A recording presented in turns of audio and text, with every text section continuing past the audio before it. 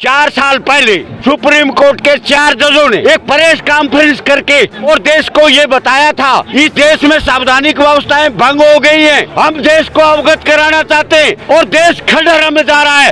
उस बात को भूल गया देश कि मोदी सरकार जो है अन्यायवादियों को एक तरफ तो ये कहती है कि ये गैंगस्टर हैं, इनके मकान तोड़ दो, बुलडोजर लेके आ गए, और एक तरफ अजय टैनी है यूपी के, गृह राज्य मंत्री है केंद्र के, अन्याय किया है और उनके साथ कोई कानूनी कार्रवाई नहीं और कोई रिजाइन नहीं। वो मंत्री है, ठाट कर रहा है। संदीप सिंह है, खेल मंत्री, FIR है, कोई कार्रवाई नहीं।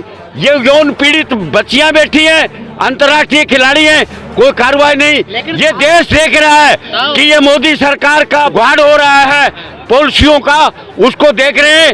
और नौजवान जो ये लेकर के आए हैं सारी स्कीम बेरोजगार करने की, सारा नौजवान खड़ा है, सारा किसान खड़ा है, सारा मजदूर खड़ा है। और जल्दी ही इस देश में क्रांति की आट नजर आती है। भूषण और बीजेपी इनकी एक ही कार्यशैली है, जिसका दोष करो उसको आरोपी बना दो, आरोपित कर दो, उसको आरोपित कर दो और भ्रम पैदा कर दो। ये पॉलिसी है बीजेपी और संघ की, उसी के तहत ये बोल रहे हैं। तो कह रहे संस्कारी पार्टी हमारी। भाई ये तो कुछ भी कहें, ये तो झूठ बोलते हैं, सच बोलते ही नहीं। जो मोदी सरकार और बीजेपी कहती है वो करती नहीं, और जो कहती नहीं वो करती है। इसका उदाहरण है कि ये 3 काले कानून आने से पहले ये पूंजीपतियों के गोदाम बन के तैयार हो गए थे, और उन्होंने नहीं कहा था एयरपोर्ट का उद्घाटन करते हैं, विदेशी पूंजीपति आएंगे और जनता को बरगलाते हैं। वो तो तपस्या में कमी रह गई ना उनकी। क्या की मैं तपस्या में किसानों को समझा नहीं पाए वो। समझा, ये बकवास कर रहे हैं। ये देखो WTO की ड्राफ्टिंग थी, मोदी सरकार ने उसको पास किया था, और किसानों ने जब उसका अस्तित्व खत्म होता देखा तो वो सड़कों पर आ गए। बैरिकेड आपने देखे होंगे, कितने बड़े बैरिकेड जैसे जुड़ू, कोई पाकिस्तानी आगे या चाइना के लोग आगे, हिंदुस्तानी किसानों को, जो किसानों का देश है, उनको रोकने के लिए काम किया था। क्या वो वैधानिक था? लेकिन सरकार पे कोई असर नहीं पड़ रहा। सरकार पर असर होगा। अब देश में युद्ध, ये आंदोलन की जरूरत नहीं है, अब देश में क्रांति की महसूस हो रही है। 8 अन्याय हो गए।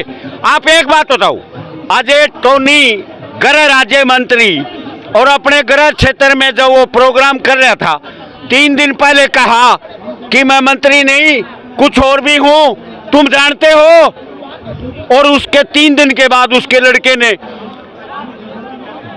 थार जीप से किसानों को कुचल दिया, उसकी गिरफ्तारी हुई जन दबाव में। और उसके बाद चुनाव के दौरान उसके लड़के की जमानत हो गई, और पीड़ित परिवार जब सुप्रीम कोर्ट गए, जमानत कैंसिल हो गई। ये न्यायपालिका इस देश की। तो अब रास्ता क्या, आप लोगों के पास मंदिर भी जा लिए, गुरुद्वारे भी जा लिए। हम मंदिर गुरुद्वार जा लिए, हम जनता को जगा रहे हैं, और जनता क्रांति के लिए तैयार है, और जनता क्रांति की आट दे रही है।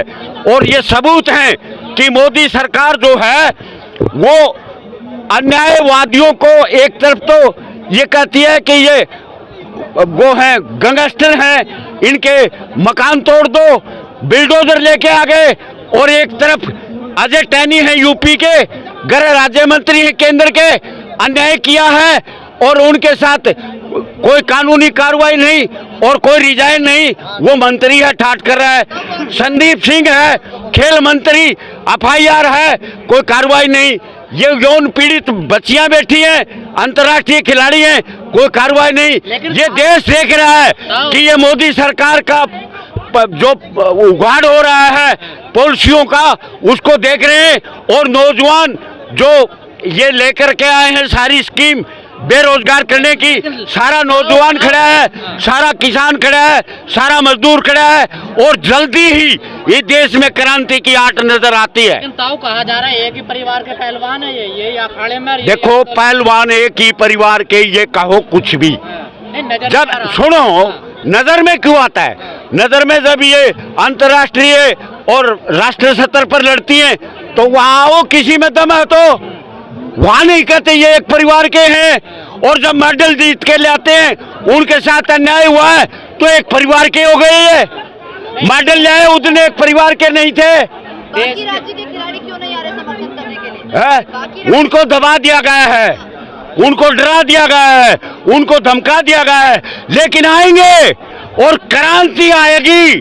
अकेले खिलाड़ी नहीं, पूरे देश का नौजवान आएगा, पूरे देश का जवान किसान आएगा, पूरे देश का मजदूर आएगा, और देश बहुत तंग आ गया है। 12 साल में तीन पहलवान। ये बेटा आप लड़की हो, आबरू को बहुत मुश्किल से, ये तो पहलवान थी। आपने देखा है सरसा के बाबा का पर्दाफाश किसने किया था? राम रहीम का। हाँ, राम रहीम का किसने किया था? वो इन्हीं परिवारों की लड़की थी। अपने मनपसंद का अध्यक्ष बनाना चाहते हैं, हरियाणा का अध्यक्ष। नहीं, ये देखो, ये भ्रम पैदा करते हैं, ये झूठ को छुपाने के षड्यंत्र बड़े अच्छी तरह जानते हैं। इनके पास सभी विशेषज्ञ हैं, और वो विशेषज्ञ इनको ड्राफ्टिंग बना के देते हैं, वही मंत्री बोलते हैं, वही बीजेपी का नेता बोलता है, बाकी कोई नहीं बोलता। ये अपने मन से नहीं बोलते। मामला एक देखने को मिला है ना, नरसिंह यादव के साथ क्या हुआ, तो उससे तो लोगों में देखिए शंका पैदा होती है ना। देखिए नरसिंह यादव के साथ क्या क्या हरियाणा के पहलवान ने, तो सबको नजर आता है ना। देखो क्या, ये तो बरगलाने की बात है, कुछ नहीं, किसको ये बकवास करती है सरकार। ये सुप्रीम कोर्ट, आप एक बात तो बताइए, बड़ी ध्यान की बात कराई है।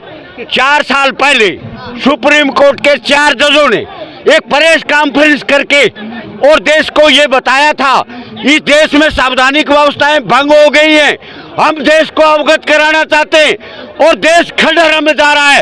उस बात को भूल गया देश। और वो जज कहाँ गए? उन जजों में क्या हुआ आपको पता है? सुप्रीम कोर्ट के जज के ऊपर एक महिला कर्मचारी का आरोप लगा करके दब्बू बनाया गया। इस देश में संवैधानिक व्यवस्थाएं भंग हो चुकी है। पहले किसानों ने कहा था 21 तक फैसला आ जाएगा, अब महिला पंचायत होगी तब उसके बाद फैसला आएगा। क्या लग रहा है, क्या फैसला हो सकता है? क्या बोला? पहले पंचायत हुई थी, तब कहा था 21 तारीख को फैसला आ जाएगा, लेकिन अब तक फैसला 21 तारीख को फैसला यह आ गया, नई संसद का भवन का जो तैयार मकान है वहाँ महिला पंचायत होगी और देश को अवगत कराएगी, फैसले बताएगी। वहाँ क्यों होगी महिला पंचायत? वहाँ इसलिए होगी, नया भवन बना है और उससे उम्मीद है, वो हमारा मंदिर है, वहाँ संविधान की व्यवस्था चालू होगी, उस मंदिर के अंदर हम प्रार्थना करेंगे ना। आप थोड़ा ही जाओगे वहाँ पर, वहाँ चुने हुए सांसद हो जाएंगे। ओ उसके अंदर थोड़ी जा रहे हैं हमें, उसके आगे तो जा सकते हैं, अधिकार है, उस सड़क पर तो जा सकते हैं, उसमें जाकर के और महिलाओं के साथ इस देश में क्या हो रहा है अवगत कराने के लिए वो आयोजन रखे हैं।